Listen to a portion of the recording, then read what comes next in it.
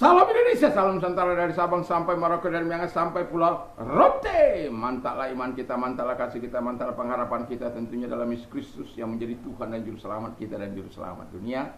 Jangan katakan bahwa Yesus bukan Tuhan, jangan katakan pula bahwa Yesus bukan Juru Selamat. Dia adalah Tuhan, dia adalah Juru Selamat. Kalau engkau percaya, engkau akan diselamatkan. Engkau tidak percaya, engkau akan dihukum. Alkitab sudah mengatakan dengan jelas, akulah jalan dan kebenaran dan hidup, tiada seorang sampai kepada Allah kalau tidak melalui aku, kata Yesus melalui di dalam Yohanes 10:14 ayat yang ke-6, dan Kisah Rasul 4 ayat yang ke-12 Petrus mengatakan dengan jelas bahwa dan keselamatan tidak ada dalam siapapun juga selain dalam Dia Yesus, karena di bawah kolong langit tidak nama lain yang diberikan kepada manusia yang olehnya kita diselamatkan. Dan Yohanes 3 ayat 16, karena begitu besar kasih Allah akan dunia ini sehingga Ia mengaruniakan anaknya yang tunggal supaya setiap orang percaya kepada Yang tidak binasa melainkan beroleh hidup yang kekal.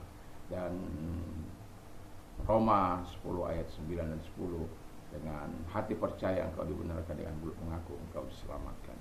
Biarlah kitanya semua kita menerima hikmat daripada Tuhan, dan biarkan Roh Kudus memimpin kehidupan kita, dan biarkan Dia senantiasa menjadi penguasa. Doa dan harapan saya, kekuatan Tuhan, kekuatan firman, kekuatan Roh Kudus, kekuatan iman, kekuatan doa senantiasa menyertai kehidupan. Dan saya mengucapkan selamat malam.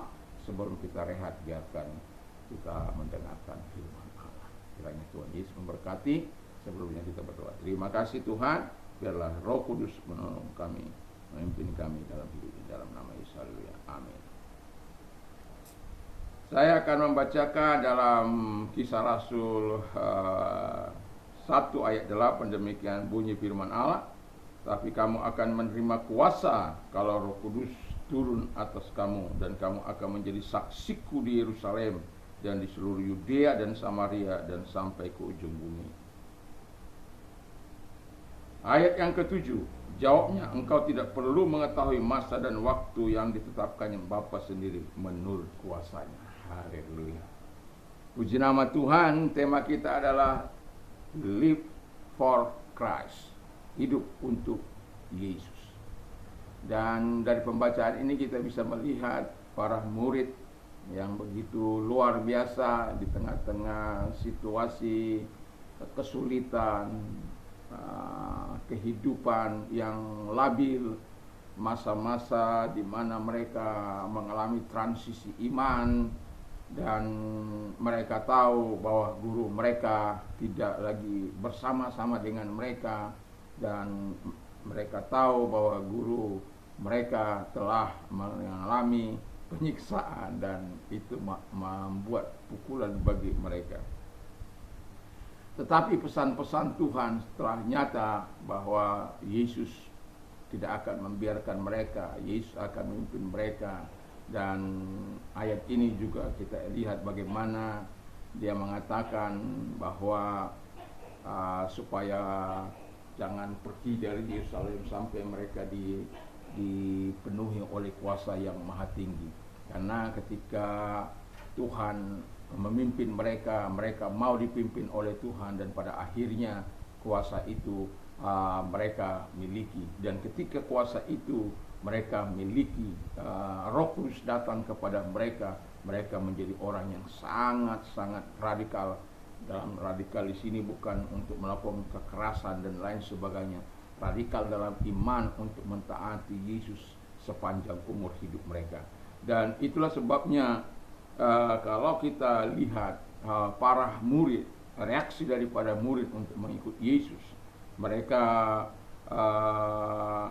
menyerahkan hidup mereka kepada Tuhan, ya, mempersembahkan hidup mereka kepada Tuhan. Nanti bisa dibaca di dalam Roma 12 ayat 1. Dan juga yang kedua, mereka tunduk, ya, dengan kehendak Tuhan. Jadi kalau Tuhan katakan tunggu, ya harus mereka tunggu. Tuhan katakan nanti dalam 10 hari aku akan memenuhi, enggak. Tapi mereka melakukannya, dan Tuhan melawat mereka.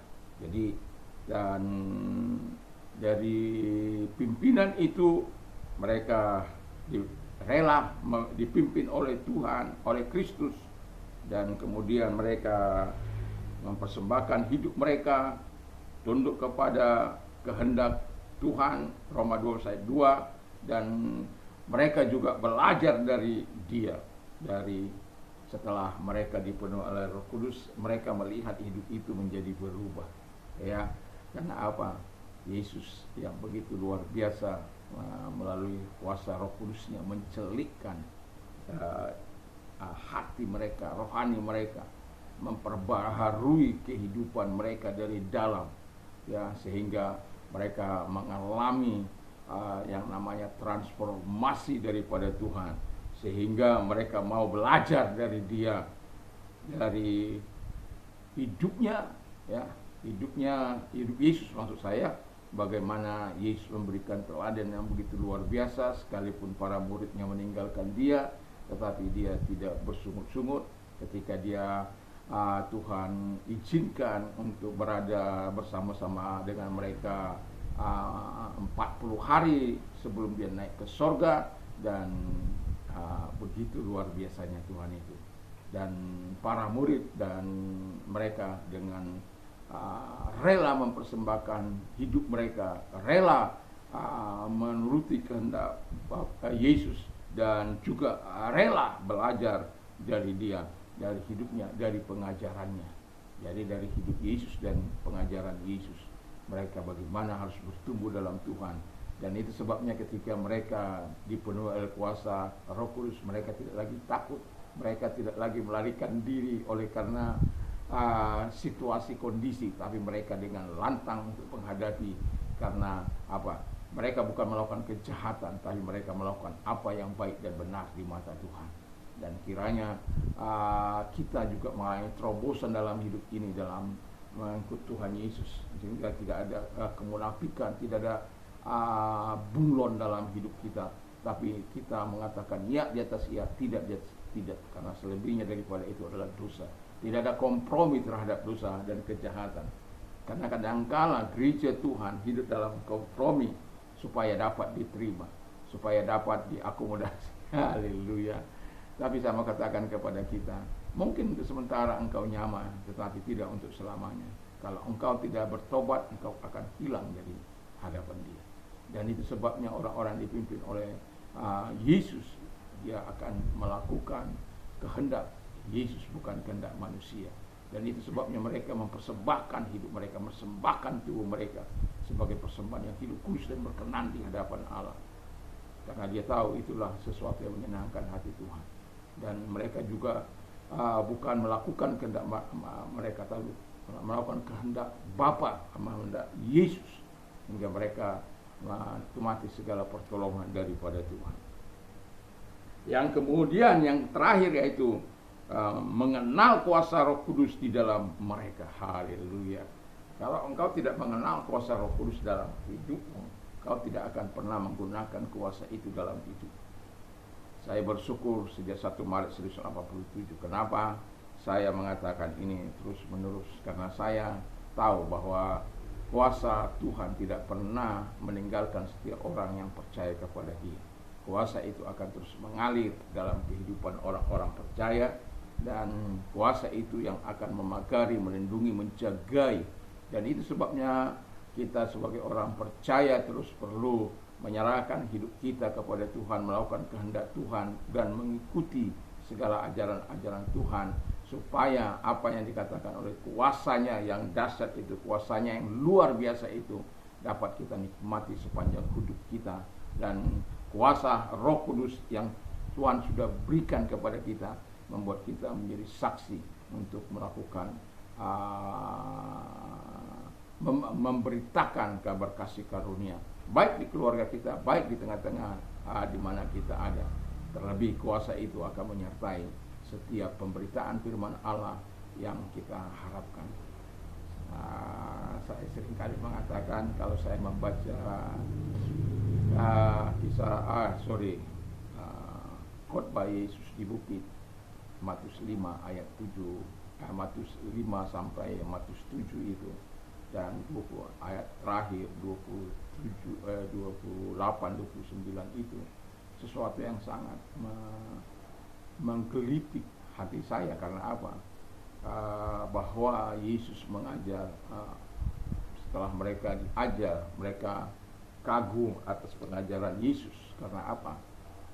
Yesus mengajar mereka bukan seperti seorang ahli Taurat mereka, tetapi dia mengajar dengan penuh otoritas, penuh dengan kuasa. Dan Anda tahu bahwa ketika kita mau melakukan sebagaimana yang diharapkan oleh Tuhan, karena ini pekerjaan roh, dan Tuhanlah yang akan menyampaikan firman Allah itu kepada kita semuanya. Saya yakin dan percaya kekuatan roh itu akan menembus ke dalam setiap hati kita yang mendengarkan firman Allah. Selama kita mau mempersembahkan hidup ini, melakukan kehendak Tuhan, atau mempersembahkan kehendak kita untuk mengikuti kehendak Allah di dalam kehidupan ini, dan mengikuti ajaran Tuhan, dan rela dipimpin oleh Roh Kudus, saya yakin dan percaya kekuatan Tuhan, kekuatan firman itu akan terus menyertai kita di tengah-tengah pelayanan. Yesus akan menyertai tanda-tanda, menyertai pemberitaan firman Allah dengan tanda-tanda yang heran dan ajaib. Kiranya Tuhan Yesus kita biarkan untuk menolong kita, dan kita mau hidup untuk Kristus dengan cara-cara mempersembahkan tubuh kita dan mempersembahkan kehendak kita dan melakukan kehendak Bapa, dan juga belajar dari Dia, dan kemudian biarlah kuasa Roh Kudus itu tinggal dalam hidup kita. Mari kita tunduk kepala dan kita berdoa. Terima kasih Tuhan, biarkan kami hidup untuk Tuhan dengan seluruh ketaatan kami kepada di dalam nama Yesus. Dan kami juga berdoa bagi mereka-mereka yang sakit. Kalau engkau sedang sakit, arahkan tanganmu kepada Tuhan. Kita akan berdoa. Ingat, Tuhan tidak pernah mengenal ruang, jarak maupun waktu. Ketika engkau beriman, kita berdoa bersama, Tuhan mampu menyembuhkan engkau. Dalam nama Yesus, segala sakit penyakit yang mereka derita, lihat tangan-tangan yang diangkat kepadamu. Dalam nama Yesus, segala sakit penyakit mereka, sakit apapun itu, kanker kah, jantung kah, apa saja sakit penyakit yang mereka miliki, dalam nama Yesus aku perintah keluar, dan oleh bilur-bilur daripada Tuhan Yesus Kristus mereka sembuh oleh kuasa, mereka sembuh oleh jamahanmu, mereka sembuh dalam nama Yesus. Dan kami juga berdoa bagi engkau yang mengalami pergumulan hidup. Kalau engkau orangnya angkat kedua belah tangan, kita berdoa. Lihat tangan-tangan yang diangkat kepadamu Tuhan, kiranya Tuhan menolong mereka, berkati mereka, sehingga mereka tetap hidup di dalam engkau, hidup dalam anugerah-Mu Bapa di surga. Dan pertolongan kau berikan kepada mereka, dan karena mereka mau meminta kepadamu Tuhan, karena engkau yang berkata, kalau kami datang kepadamu, engkau akan melegakan, dan legahkan hati mereka melalui pertolongan yang kau berikan. Terima kasih Bapa, dalam nama Yesus kami bersyukur dan berdoa. Terima kasih buat pertolonganmu, terima kasih buat kebaikan, dalam nama Yesus kami berdoa. Haleluya, amin. Puji nama Tuhan. Selamat malam. Dan kalau mau kita istirahat, jangan pernah lupa untuk datang berdoa, menyampaikan permohonan kita kepada Tuhan. Dan juga jangan lupa membaca firman Allah, memperkatakan firman Allah. Kiranya Tuhan Yesus memberkati kita. Mantap. Mantap, mantap, mantap. Damai sejahtera Allah yang melampaui segala akal akan melihat hati dan pikiran kita mulai saat ini sampai selamanya, dalam nama Yesus.